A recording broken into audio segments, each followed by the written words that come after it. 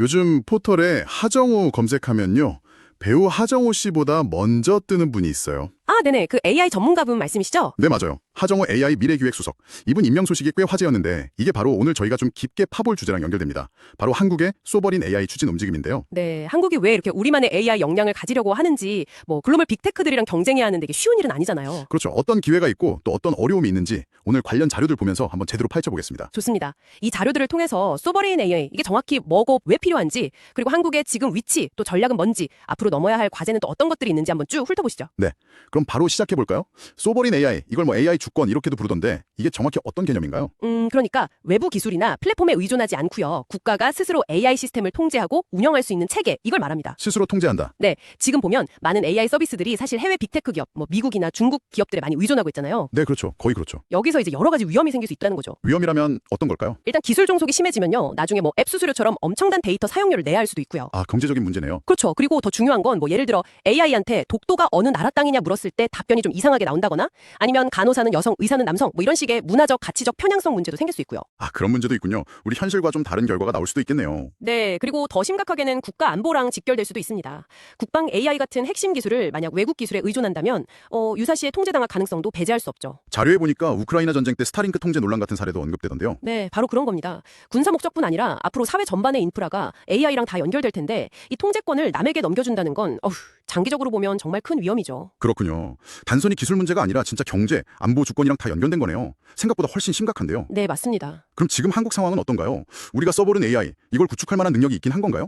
자료들을 보면요. 한국이 미국이나 중국 빼고는 자체적으로 초거대 AI 생태계를 만들 잠재력이 있는 몇 안 되는 나라 중 하나다. 이렇게 평가를 해요. 오, 잠재력이 있다고요? 네. 가장 큰 기반은 역시 네이버죠. 오랫동안 국내 검색 시장에서 독자적인 위치를 지키면서 엄청난 양의 한국어 데이터를 쌓아왔잖아요. 아, 블로그나 카페 같은 거요? 네, 맞습니다. 그런 데이터들이 서버린 AI를 만드는데 아주 중요한 밑거름이 되고 있는 거죠. 그래서 네이버에서 하이퍼클로버 X 개발을 이끌었던 하정우 수석 역할이 더 주목받는 거군요. 그렇죠. 그 경험을 살려서 이제 국가 차원의 서버린 AI 구축이랑 인재 양성을 강조하고 있는 거고요. 정부도 꽤 적극적인 것 같더라고요.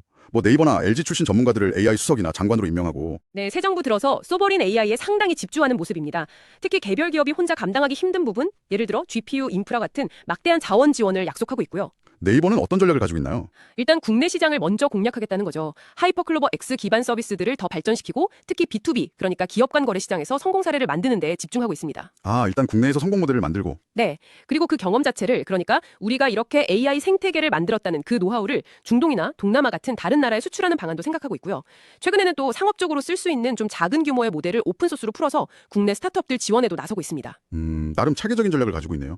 근데 좋은 얘기만 있을 수는 없겠죠? 비판적인 시각도 만만치 않던데요? 네, 업솔리트. 가장 대표적인 게 그 고급 쓰레기 논쟁이죠. 고급 쓰레기요? 좀 표현이 거친데요? 그렇죠. 그러니까 자체 AI 개발하는 게 과거에 우리 아래 한글 만들 때처럼 결국 글로벌 표준에 밀려서 비효율적인 경쟁만 하다가 끝나는 거 아니냐, 이런 비판입니다.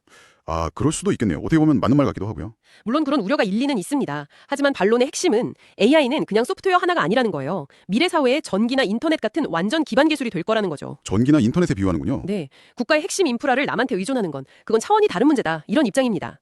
또 중국과의 경제 경쟁력 유지 차원에서도 중요하고요. 하긴 전기나 인터넷을 다른 나라가 통제한다고 생각하면 좀 아찔하긴 하네요. 그렇죠. 그렇다고 해서 어려움이 없는 건 아닙니다. 현실적인 문제들이 많죠. 가장 큰 게 역시 돈, 자원 문제 아닐까요? GPU 격차가 어마어마하다던데요? 맞습니다. 이게 정말 심각한데요. 예를 들어 일론 머스크의 XAI 같은 곳은 GPU를 수십만 개 확보하겠다 이러는데 한국에 있는 GPU 다 합쳐도 2만 개가 안 될 수도 있다는 추정까지 나올 정도니까요. 와, 2만 개 대 수십만 개면 이건 경쟁이라고 하기도 좀 민망한 수준인데요. 그렇죠. 이 엄청난 자원 격차는 정말 개별 기업의 노력만으로는 따라잡기 어려운 현실적인 벽입니다.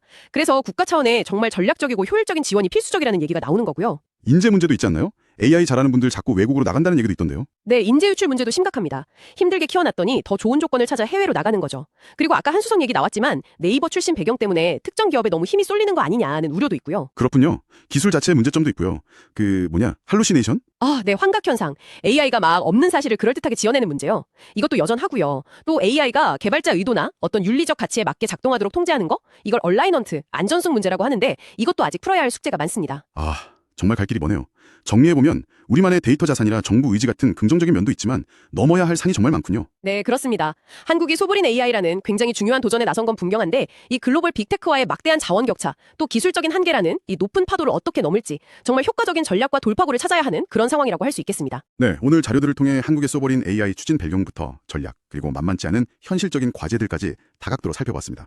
자, 마지막으로 청취자 여러분께 이 질문을 한번 던져보고 싶네요. 자료들에서 AI가 미래의 전기나 인터넷 같은 사회 기반 시설이 될 거라고 하잖아요. 만약에요, 다른 나라가 여러분의 전기 공급을 마음대로 통제할 수 있다면 이게 과연 경제나 국방 문제를 넘어서서 우리의 어떤 자율성 또 정체성에 어떤 의미를 가질지 한 번쯤 생각해 보시면 어떨까요?